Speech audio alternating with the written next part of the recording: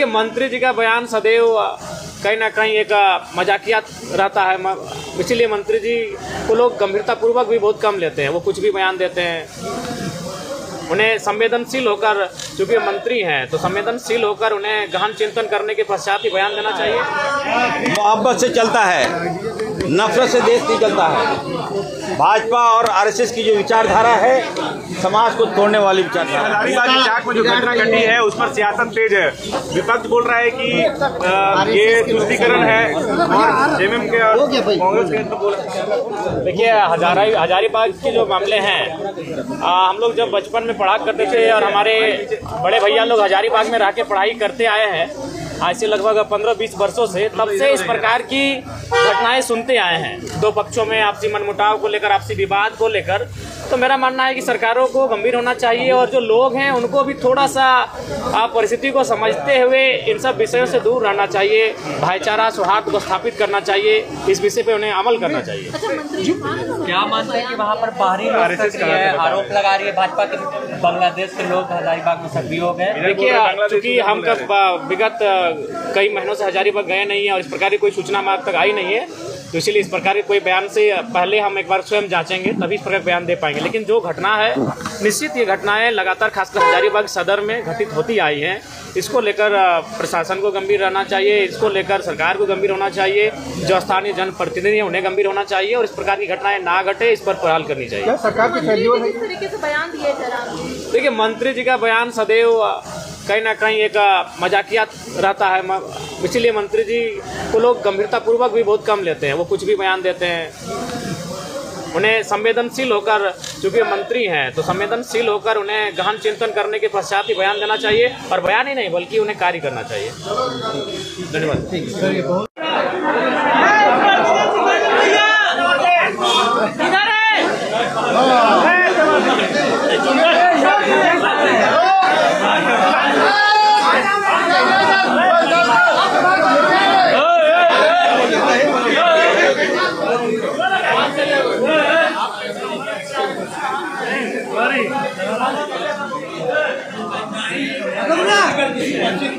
Sir, एक सीढ़ी और ऊपर आ जाइए ना। सर, एक सीढ़ी ऊपर आ जाइए ना। जानबूझकर हमारे समाज की ऊंचा दिखाने का काम करता है। और मैंने कहा कि राज्य में अल्पसंख्यक होना पाप नहीं है। हमारा समाज मेहनत करता है, मजदूरी करता है और सबका सम्मान करता है। ऐसे में हमारा समाज तो शिवरात्रि पर्व का हम सम्मान करते हैं और मैं भी दिल से करता हूँ। आपने देखा होगा कि कल कई मंदिरों में हम गए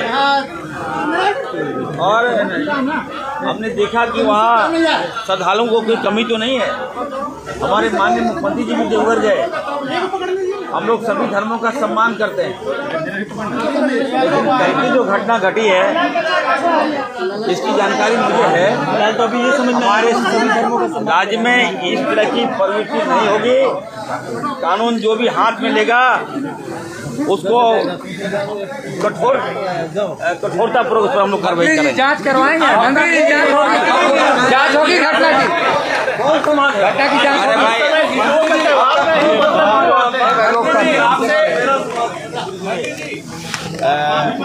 आपसे माफी मांगने की बात कर रहे हैं।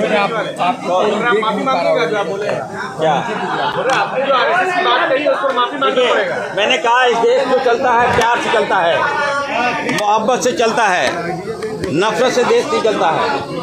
भाजपा और आरएसएस की जो विचारधारा है, समाज को तोड़ने वाली विचारधारा है। हम मोहब्बत का पैगाम फैलाते हैं, हम अमन चैन शांति की बात करते हैं और ये लोग द्वेष की बात करते हैं, समाज को तोड़ने की बात करते हैं और हमारे बच्चों को नफरत फैलाते हैं, जिसका ये साइड इफेक्ट है। हम ये कह रहे हैं, हम आप देखिएगा, हमारी सरकार, हम चाहते हैं कि हमारा झारखंड डेवलप करे, हमारे बाल बच्चे आगे आए। भाजपा के बच्चे पढ़ेंगे विदेश में और भाजपा का कार्यकर्ता को ये लोग फंसाएगा, ये नहीं चलने देंगे।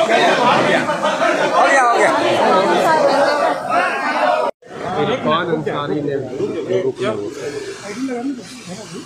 एक ही चीज 3 बार क्या बोलवाना, एक ही बार बोलवाना। हाँ बिल्कुल आगे के माननीय विधायक हैं, चलिए सब बोला जाए। शिवरात्रि के अवसर पर जो घटना हुई है, इरफान अंसारी ने कहा कि मुस्लिमों को नहीं, एक तरह से उन्होंने एक कम्युनिटी को डिफेंड करने की कोशिश की, ये आरोप लग रहा है उनके ऊपर। देखिए, ये उनकी जो बातें रहती है ना, उनका कोई जवाब देने का कोई मतलब नहीं बनता।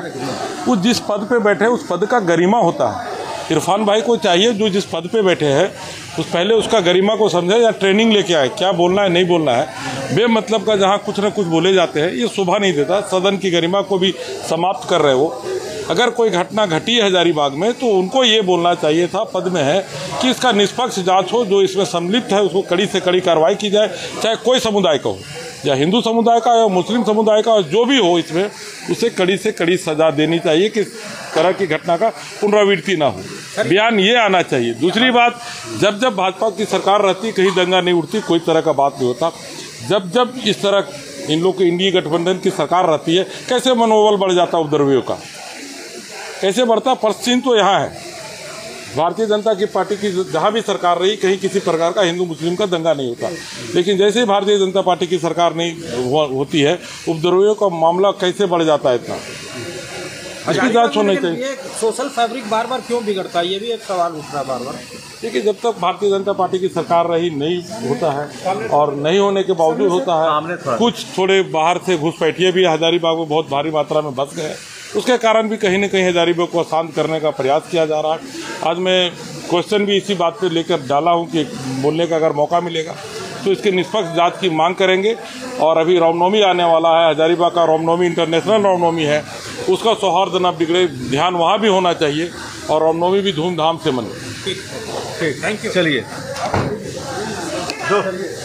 इरफान अंसारी जी ने बयान दिया था, बीजेपी के लोग कह रहे भड़काऊ बयान इरफान अंसारी दे रहे हैं, वो सिर्फ एक समुदाय के मंत्री नहीं है, पूरे राज्य के मंत्री हैं। निश्चित रूप से जिम्मेदारी हमारी है और हम लोग जिम्मेदारी इस बात की लेते हैं कि अगर कोई घटना हमारे क्षेत्र में ऐसी होती है, और जहाँ तक रह गई बीजेपी क्या कह रही है और हमारे मंत्री क्या कह रहे हैं, तो कुछ ऐसे लोग बीजेपी में भी हैं जो आपस में ये लोग खेल खेलते हैं, कोई वहाँ से बयान देता है, कोई यहाँ से बयान देता है, तो वो बिल्ली चूहा वाला टॉम एंड जेरी वाला खेल होता है।